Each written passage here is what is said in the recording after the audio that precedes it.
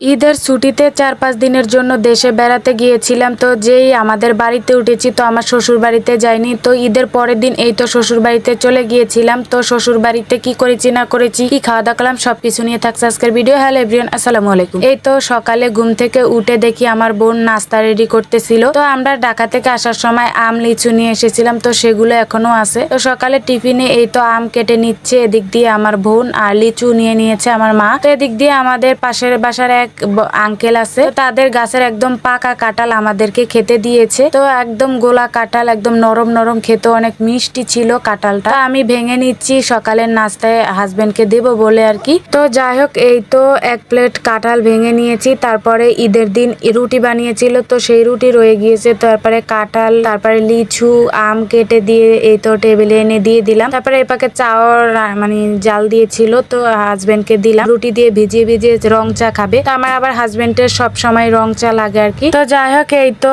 Ready হয়ে নিলাম শ্বশুর বাড়িতে যাওয়ার জন্য। তো সকালে নাস্তা টাস্তা সেরে এই তো বের হয়ে পড়লাম একদম ঠাডা পড়া রোদের ভিতরে শ্বশুর বাড়িতে যাওয়ার জন্য। তো এদিক দিয়ে আমার মাও যাবে আমাদের সাথে। তো আমার মেয়েকে রেডি করে নিয়েছি। তো এই তো আমার হাজবেন্ডও আছে। আমরা এই কজন মিলে আমার শ্বশুর বাড়িতে চলে যাচ্ছি। তো আমাদের বাসা থেকে একটা অটো ভাড়া করে নিয়েছি। তো এই তো শ্বশুর বাড়িতে চলে যাচ্ছি। আর এত রোদ পড়েছে কি বলবো, ঈদের পরের দিন থেকে এত গরম পড়তেছিল কি বলবো, বৃষ্টির আর দেখাই পাচ্ছি না। আর গরমে মানুষের একদম অনেক কষ্ট হচ্ছিল। তো যাই হোক, তারপরে শাশুড়ি আমার জন্য পাকা আম নিয়ে নিচ্ছি, মিষ্টি মিষ্টি আম। এই তো আম নিয়ে নিচ্ছে আমার হাজবেন্ড। আর আমাদের শ্বশুর বাড়িতে যাওয়ার আগেই একটা বাজার পড়ে, তো বাজার থেকে এই তো মিষ্টি মিষ্টি আম কিনে নিলাম। তারপর আমার শাশুড়ি মা পান খায়, তো তার জন্য অনেক বড় বড় দেখে পান নিয়ে নিল এক বিড়া। আবার সাথে হাদা নিয়ে নিয়েছে। তো আমার শাশুড়ি মা এগুলা খায় আর কি। তো আমার হাজবেন্ড কিনে নিল তার আম্মুর জন্য। তারপরে এই তো অটো দিয়ে আমার শ্বশুর বাড়ির মানে দরজার মাথায় চলে আসছি। তো এখন নেমে এই তো শ্বশুর বাড়িতে চলে যাচ্ছি। আমার হাজবেন্ড আমার পান নিল।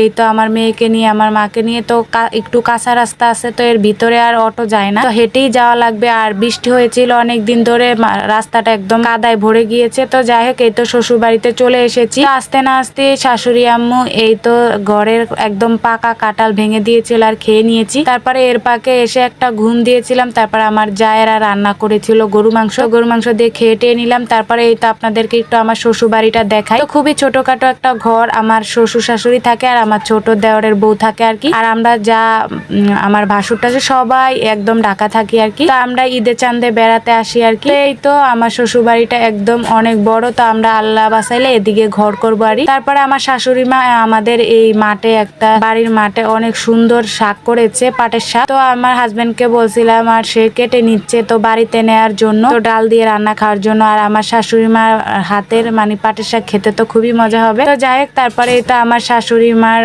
ঘরের সামনে একটা পেয়ারা গাছ লাগিয়েছিল, অনেক পেয়ারা ধরেছিল। তো একটা পেয়ারা ছিঁড়ে আমার মেয়েকে দিলাম, তো সে তো খেতে পারে না, অনেক খুশি হয়েছিল আর কি। যাই হোক, তারপরে এই তো এখন চলে যাবো। তো সন্ধ্যা হয়ে গিয়েছে, তো সন্ধ্যার পরে তো রওনা দিয়ে দিচ্ছি। তো আমার হাজবেন্ডের জন্য দুধ দিয়ে দিল, তারপরে একটা হাঁস রেখেছিল, তারপরে কোরবানি দিয়েছিল। তো 1-1.5 কেজি মতো মনে হয় গরু মাংস রেখেছিল আমাদের জন্য। তারপরে এগুলো নিয়ে এই তো এখন আমাদের বাসায় চলে যাচ্ছি। তো কালকে ঢাকায় চলে যাবো আর কি। তো যাই হোক, সবাই ভালো থাকবেন, সুস্থ থাকবেন। এই পর্যন্ত এই ভিডিওটা।